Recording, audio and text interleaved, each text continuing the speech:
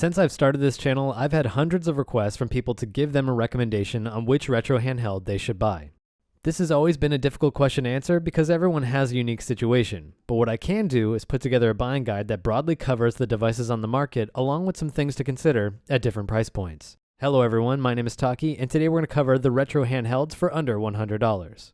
I do just want to put out a quick disclaimer here that this list does not include everything on the market in this price range. I've tried to keep this to things that are generally widely available on the market that are also not trash. There are probably 20 plus Nintendo Switch copy MP4 players that I purposely didn't include in this list because I think they are a waste of money. I am also not including first-party consoles in this list because it's out of the scope of what I want to do here, but it's worth considering a regular DS or an original PSP. Both of these devices can be found for around $20, and they can be modded to do many of the things that the devices on this list can do to varying degrees of success. I encourage you to research either of these devices to make sure they can run what you want to play, because as you'll see from this list, just because you can emulate a system doesn't mean the experience is a pleasant one. Starting out at $29, we have the BitBoy. This device is probably the most iconic on this list due to the popularity it gained after being lauded here on YouTube. The BitBoy sits right on the fence of being trash due to some glaring hardware flaws, but it's worth considering as a first device or a beater device due to how cheap it is. The processor on the BitBoy isn't that fast, so you won't be able to run many systems without frame skip. This is really worth considering if you want to run some GB, GBC, Genesis, or other retro systems from that time period. You will need to deal with a low volume hiss from the speaker, light leaks, and screen tearing. Continuing with essentially all of these same issues and considerations, we have the Pocket Go for $30 or the Q90 if you feel like paying an extra $10 on top of that. The only real difference here is the fact that this device does not have the audio hiss, but it still has screen tearing, and for that reason, I tend not to recommend this device to people unless they just need a beater device or something that is very small. The RG99 is actually the newest device on this list, but it wasn't really important enough for me to cover in a separate video, so I'm going to talk about it here. The RG99 uses a very weak processor inside a case that looks identical to the RG300. This device runs a closed Linux OS, so it's inherently less valuable than the other devices on this list, and it only has support for CP1, CP2, GBA, SNES, Mega Drive, and NES. That being said, performance is going to be more miss than hit for GBA and SNES.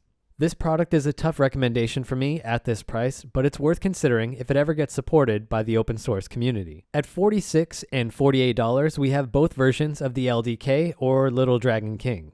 This is the bottom of what I tend to recommend since it has the power to run a lot of systems without any of the glaring issues of the cheaper devices in this list. The main difference is that this doesn't include an IPS screen, but it can support one if you mod the device yourself.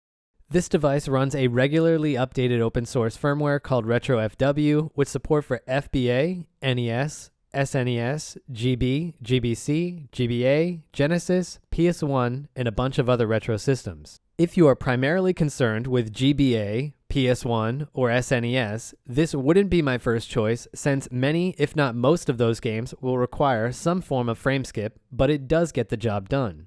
Out of the two, I'd recommend the LDK Vertical more because its processor can achieve a slightly higher overclock when compared to the horizontal unit that will provide tangible gaming improvements. If you spend $10 more, you can buy the better versions of the LDK in the RS97 and the RG300. Both of these devices run the exact same processor as the LDK Vertical, so the performance should be identical. The only real difference in these devices is the size and the fact that they both include a very good IPS screen. The major issue with these devices is really how expensive they are, especially when you consider what you get for just a few more dollars. I personally don't think it makes sense that these devices still go for near $60, but they are worth considering if their prices ever do drop by $10 or $20. The first real performance jump that we get comes in at $65 with the PlayGo.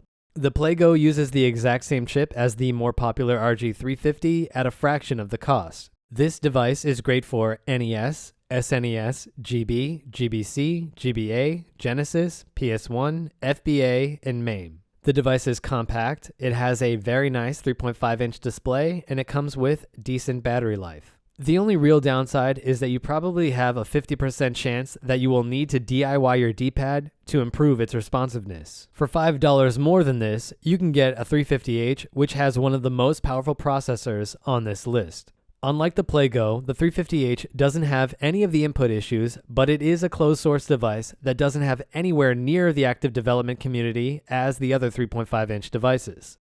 The 350H runs a modified version of the software that powers the RG350 and the PlayGo without full plug-and-play support due to hardware differences. I typically recommend this device to people if they are primarily concerned with arcade and PS1, since this device can run up to CPS 3 at full speed along with any PS1 game, but it has shoddy SNES and GBA performance due to frame stuttering.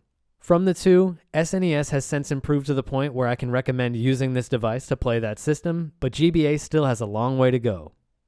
That's not to say that it's bad, because games do run well, but if you're absolutely dead set on getting an unadulterated emulation experience, this may bother you. At $75, we have the only Pi-based system on this list with the GPi Case and a Pi Zero.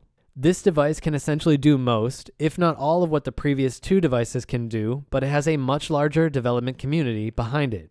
The obvious appeal here is the fact that this is essentially a beefed up DMG Game Boy with a good screen. It lacks a rechargeable battery found in everything else on this list, and it's arguably the least user-friendly because you need to know your way around a Pi-based system to use it. This is also the only device on this list that has the ability to be upgraded for more money when you pair the base case with a GPi mate to increase the power of the device to a Pi 3. In any case, I still like it, and I hope they continue to develop this system with different form factors. It's funny how much things can change in only a few months, but the RG350 does seem a little dated in the spring of 2020. Out of everything on this list, the RG350 has by far the biggest community of users and developers for good reason. The 350 has great build quality without any glaring QA issues that will impact your play, and it has exceptional emulation support. The device does everything that the PlayGo can do without any extra caveats. My only real gripe is the fact that this device is significantly more expensive than it should be with how old it is, and the fact that HDMI support has been delayed by over half a year. Given how old the product is, at this point the 350 really should be $20 to $30 cheaper than it currently is. The last two entries on this list are both Android consoles, and the first one is the single boot version of the Retroid Pocket at $85. With the Retroid Pocket, you are essentially taking everything that the PlayGo, RG350, and 350H can do while adding Nintendo DS, PSP, N64, and Moonlight streaming. The Retroid Pocket is also one of the most user-friendly devices on this list, since you really only need to know how to use Android. The most that you'll need to do is to put ROMs on an SD card and load up one of the installed and configured applications. With this device, you gain the ability to get software updates from the Google Play Store without having to rely on open source developers, and you get working HDMI and Bluetooth out of the box. The clear downside with the Retroid Pocket is the form factor that is geared towards arcade-style systems, but if you can look past that, this is a great console. While only technically different in software, for $95, you can get a dual booting version of the Retroid Pocket. This version of the device gives you the option of booting into Android or the Retroid OS, but the main reason why I think someone would get this version is due to the fact that it includes an online marketplace that you can use to download ROMs. Even without this, the device comes with over 2,000 games, which isn't out of the ordinary for some of the devices on this list, but it does come with video snaps and a customized UI that is easy to use. Finally, at the end of our list, right at $99, we have the PowKiddy X15. The X15 doesn't really get the recognition that it deserves because this is a fairly decent middle-of-the-road device that also supports a clean build of Android if you flash it. The X15 can do everything that the Retroid Pocket can do, but it also has support for Android games like PUBG and Arena of Valor, while also supporting a ton of regular applications. It's also the only other device on this list that supports HDMI out. The real problem with this device is that the button mapping software that comes with the X15 doesn't allow you to use physical controls and the touchscreen at the same time, so you'll need to look at another option on the market. Anyway, I hope this list was helpful to you. I have dedicated reviews for most of what I talked about in this video, and I encourage you to continue your research before you buy any of these devices. I have links to official manufacturers' stores for everything that I talked about in this list. You may be able to find the devices cheaper elsewhere, but I personally only trust Amazon or the official stores. If you enjoyed this video and it helped you in any way, please consider leaving a like and subscribe to the channel if you aren't already. I'll catch you here next time with another video. Taki out.